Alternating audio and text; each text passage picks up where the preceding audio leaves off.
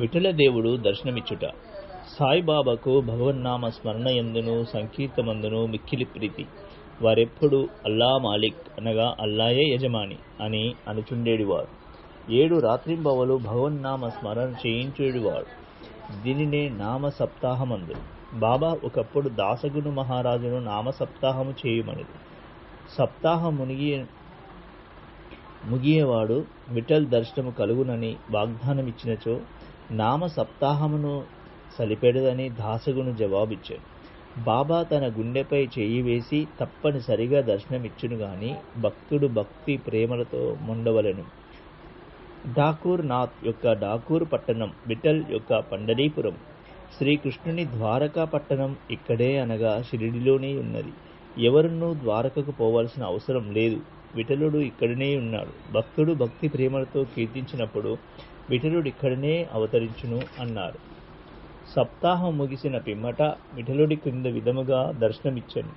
స్నానానంతరము కాకాసాహెబ్ దీక్షిత్ ధ్యానంలో మునిగినప్పుడు విఠలుడు వారికి గాన్పించాడు. కాకా మధ్యాహ్న హారతి కొరకు బాబా యొద్దకు పోగా తేట తెల్లముగా కాకాను బాబా ఇట్లడిగెను, విఠల్ పాటిల్ వచ్చినాడా? నీవు వారిని చూచితివా? వాడు మిక్కిలి స్పారుబోతు. వాణ్ణి దృఢముగా పట్టుకొను. ఏ మాత్రము అజాగ్రత్తనున్నను తప్పించుకొని పారిపోవును. ఇది ఉదయము జరిగెను. మధ్యాహ్నము ఎవడో పటములను అమ్మవాడు 25-30 విఠోబా చిత్రపటములను అమ్మకమునకు తెచ్చాను. ఆ పటము సరిగా కాకాసాహెబ్ ధ్యానంలో చూచిన దృశ్యముతో పోలియుండెను. దీనిని చూచి బాబా మాటలు జ్ఞాపకం తెచ్చుకొని కాకాసాహెబ్ ఆశ్చర్య ఆనందంలో మునిగాడు. విఠోబా పట్నంనొకటి కొని పూజా మందిరంలో ఉంచుకొని. భగవంతరావు క్షీరసాగరుని కథ. విఠల పూజయందు బాబాకెంత ప్రీతియో భగవంతరావు క్షీరసాగరుని కథలో విశదీకరింపబడినది. భగవంతరావు తండ్రి విఠోబా భక్తుడు. పండరీపురమునకు నియముగా యాత్ర చేయుచుండేడివాడు. ఇంటి వద్ద కూడా విఠోబా ప్రతిమను చూచి దానిని పూజించువాడు. అతడు మరణించిన పిమ్మట వారి కొడుకు పూజను యాత్రను శ్రాద్ధమును మానెను. భగవంతరావు షిరిడి వచ్చినప్పుడు బాబా వాని తండ్రిని జ్ఞప్తికి తెచ్చుకొని, వీని తండ్రి నా స్నేహితుడుగాన వీని నిచ్చటకు ఈడ్చుకొని వచ్చి తిని, వీడు నైవేద్యము ఎన్నడూ పెట్టలేదు, కావున నన్నును విఠలుని కూడా ఆకలితో మార్చినాడు. అందుచేత వీనిక్కడకు తెచ్చి తిని, వీడు చేయనది తప్పని బోధించి చీవాట్లు పెట్టి తిరిగి పూజ ప్రారంభించినట్టు చేసేదను అనిరి. ప్రయాగ క్షేత్రంలో దాసగును స్నానం.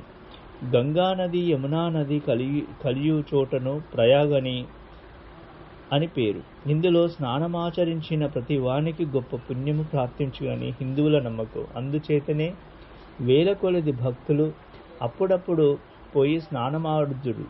దాసగును కూడా ప్రయాగ పోయి అచ్చటి సంఘములో స్నానము చేయవలనని మనస్సును దలచెను. బాబా వద్దకేగి అనుమతించమనెను. అందుకు బాబా ఇట్లు జవాబిచ్చాను, అంత దూరము పోవలసిన అవసరం లేదు.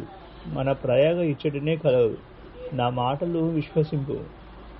ఇట్లను అంతలో ఆశ్చర్యములన్నిటికంటే ఆశ్చర్యకరమైన వింత జరిగినది.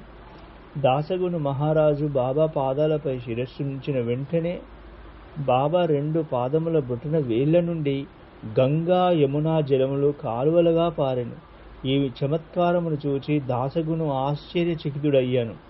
భక్త వేషాలతో మైమరిచాడు. కన్నులు ఆనందశ్రులతో నిండాయి. అతని హృదయంలో ఉప్పొంగిన కవితావేలం శ్రీ సాయి లీలాగాన రూపంలో పెళ్ళుబికింది. బాబా అయోని సంభవుడు. షిరిడి మొట్టమొదట ప్రవేశించుట. సాయిబాబా తల్లిదండ్రులను గూర్చిగాని, జన్మము గూర్చిగాని, జన్మ స్థానము గూర్చిగాని ఎవరికీ ఏమీ తెలియదు. ఎందరో పెక్కు సారులి విషయములు కనుగొనుటకు ప్రయత్నించిరి. పలుసార్లు విషయముగా బాబాను ప్రశ్నించిరి గాని ఎట్టి సమాధానము గాని సమాచారము గాని పొందకుండిరి. నామదేవు కబీరు సామాన్య మానవు వలె జన్మించి ఉండలేదు. ముచ్చపు చిప్పలలో చిన్న పాపల వలె లభించిరి. నామదేవుడు భీమార్హతి నది తటమున గోనాయికి కనిపించెను. కబీరు భాగీరథి నది తటమున తమలాకులు కనిపించెను. అట్టిదే సాయి జన్మ వృత్తాంతం. భక్తుల కొరకు బాబా 16 ఏళ్ల బాలుడిగా షిరిడీలోని వేప చెట్టు క్రింద అవతరించెను. బాబా అప్పటికే బ్రహ్మజ్ఞానిగా కనిపించెను. బాబా స్వప్నావస్థ యందియనను ప్రపంచ వస్తువులను ఆకాంక్షించేవారు కాదు. ఆయన మాయను తన్నెను. ముక్తి బాబా పాదములు సేవించుచుండెను. నానా చౌబ్దారు తల్లి మిక్కిలి ముసలిది. ఆమె బాబా ఇట్లు వర్ణించినది: ఈ చక్కని చురుకైన కుర్రవాడు వేప చెట్టు క్రింద ఆసనములో నుండెను. శీతోష్ణములు లెక్కింపక ఎంతటి చిన్న కుర్రవాడు కఠినతన మాచరించుట, సమాధిలో మునుగుట చూచి గ్రామస్తులు ఆశ్చర్యపడిరి. ఆ బాలుడు పగలు ఎవరితో కలిసేడి వారు కాదు, రాత్రియందరూ భయపడువాడు కాడు. చూసిన వారు ఆశ్చర్య నిమగ్నులై ఈ చిన్న కుర్రవాడెక్కడ నుండి వచ్చినాడని అడగసాగిరి. అతని రూపు ముఖలక్షణములు చాలా అందముగా ఉండెను.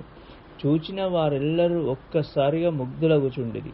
ఆయన ఎవరి ఇంటికి పోకెండెను. ఎల్లప్పుడూ వేప చెట్టు క్రిందనే కూర్చున్నవాడు. పైకి చిన్న బాలుని వలె కనిపించినప్పటికీ చేతలను బట్టి చూడగా నిజముగా మహానుభావుడే. నిర్వ్యామోహము రూపుదాల్చిన అతని గూర్చి ఎవరికి ఏమీ తెలియనుకుండెను. ఒకనాడు ఖండోబా దేవుడొకడికి ఆవేశించగా నీ బాలుడెవడై ఉండునని ప్రశ్నించిరి. వాని తల్లిదండ్రులు ఎవరని, ఎచ్చటి నుండి వచ్చినవాడని అడిగిరి. ఆ ఖండోబా గణము